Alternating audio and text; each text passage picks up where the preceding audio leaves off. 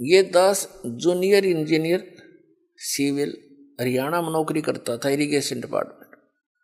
जब से ये ज्ञान हुआ, एक नारी तड़प बनी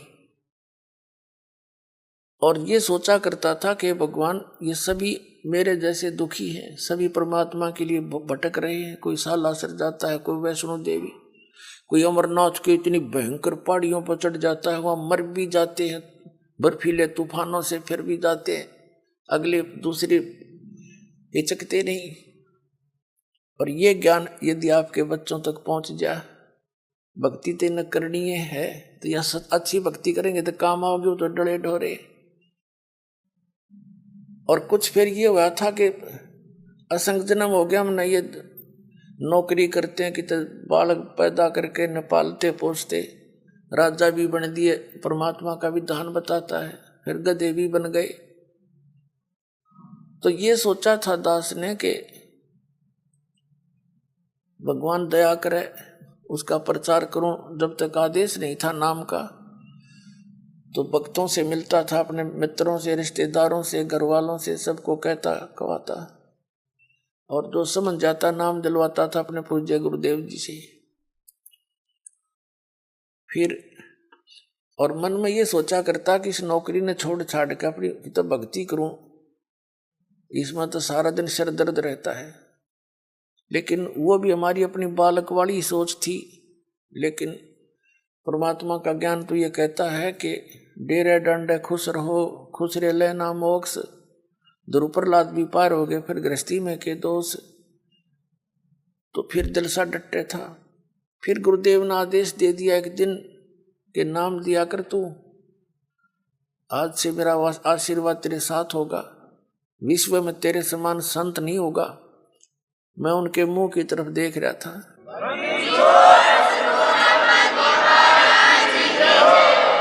क्योंकि अपनी औकात से जीव खूब परिचित होता है, मानने चाहे ना मानने।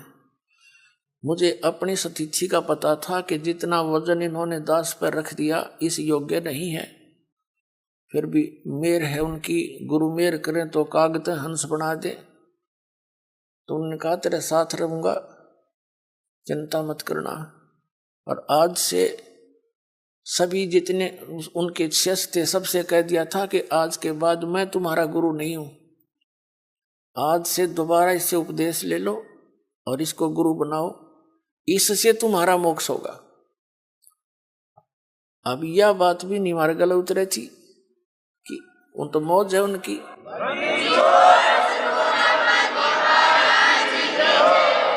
कहने का भाव यह था कि उन्होंने अपना वजन तार दिया।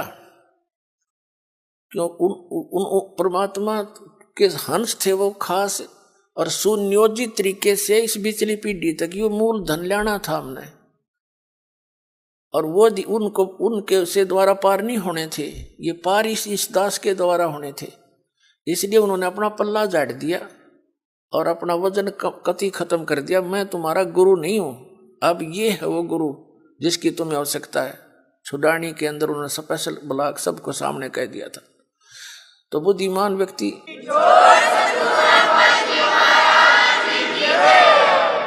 तो पहले तो यूं था भी चलो परमात्मा का भी दान है, भक्ति भी करेंगे, अपने बच्चा में भी रहेंगे। फिर मन में उमंग उठी कि भगवान ही बाप के गुण गाऊंगा, आदेश दे दिया नौकरी भी छोड़ दूंगा। क्यों? एक का काम होगा, नौकरी भगवान की सच्ची सरकार की कर ले चाहे नकली की कर ले, एक का बनेगी, इतना वजन हो पीछे। तो फिर ये पाठ सत्संग की अधिकता होगी। सन 1995 में दास ने सर्विस त्याग दी और खुशी मनाई थी कि वहाँ चलो असंग जन्म का झंझट था इब निमट गया, अपना भक्ति करूंगा, अच्छे भगत मिलेंगे, सब ते प्यार तरह करेंगे, ज्ञान सुनाया करूंगा। अब मैंने सोचा था कि अब मैं चैन से रहूंगा। अब इसमें देखा इस जितना झंझट की तरह पाया कोई ना। साची को कबीर साहब कहे हैं, साची को और मारना है, भला करूं और बुरा बतावें। वो नए सिरे तो और संघर्ष शुरू हो गया। जिस भी गांव नगर में हमने जाकर सत्संग किए थी, 2-2, 3-3 दिन एक घर में पाठ करके हम सत्संग सुनाया करते थे। तो उस नगर के जो वो नकली संत 1-1, 2-2, 10-10, 20-20 सब गांव में बैठे हैं। उनको पता चले वो तो ब्रह्मा विष्णु महेश के बारे में ये कहता है, देवताओं की पूजा की भी मना करता है, ऐसा करता है। तो वो गांव गांव में शत्रु पैदा हो गए। हम नहीं उनको कुछ शत्रु मानते थे, लेकिन वो रोजी रोटी वाले हमें मानने लगे। तो यहां तक बात बढ़ती बढ़ती फिर आपने पता है क्रोथा कांड करा दिया इन दुष्ट लोगों ने। ये जनता के हितैषी नहीं, और जिन्होंने भी परमार्थ की चेष्टा की है ये सदा आगे अड़ते रहे। जैसे ईसा मसीह जी ने सच्चाई कहने की चेष्टा की थी, करस करवा दिया इन दुष्ट लोगों ने। कबीर परमेश्वर जी ने सच्चाई की ढोल के डंके पे इन्होंने वो दुख दिए इन नकली गुरुओं ने। कलेजा मुंह को आता, पर भगवान की जब लीला पढ़ता है ये दास पढ़ी नहीं जाती है। आपके लिए भटक रहे हो, और इस दास के लिए क्या हुआ आपको पता नहीं। दास तो खूब गहराई से निकला, या मेरे साथ जो भक्त रहे हैं उनको पता है कितने संघर्ष से ये ज्ञान ऊपर को आया है, लेकिन सारा कबीर साहब का ही रहा है।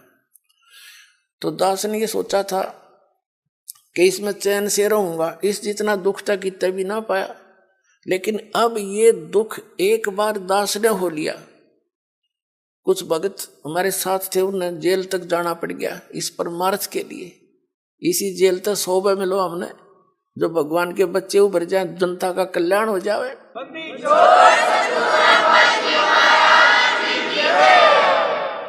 तो उस दिन से लेकर आज तक वो संघर्ष जारी है।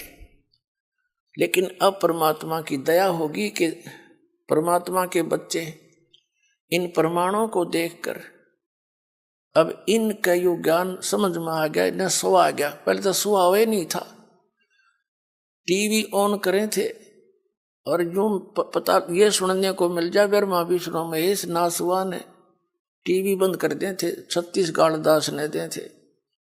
यो बकवाद करता है, ब्रह्मा विष्णु जी को भी नासवान बताता है, इनके माता पिता बताता है। मैं तो पढ़ के सुनाता हूं, बताता नहीं। इनका इतिहास लिखा हुआ है, और वो तुम्हें पढ़ने को, आप जी को मिला नहीं पढ़ने को, आप समझ नहीं सके। दास तो समझ आ रहा है कि ये लिखा है इनके इतिहास में, तो अब मान गए ये।